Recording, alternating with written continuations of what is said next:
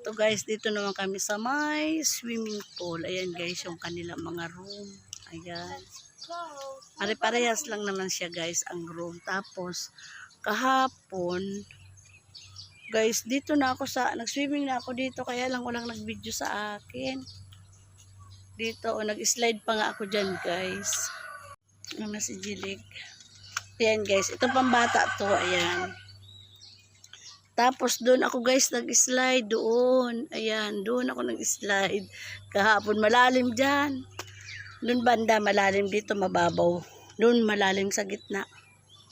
Tapos yun guys, may umaagos doon na tubig. Doon no, ayun yun.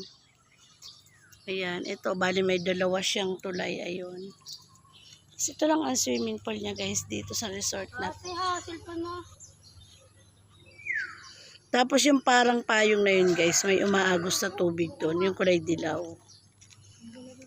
O sige na.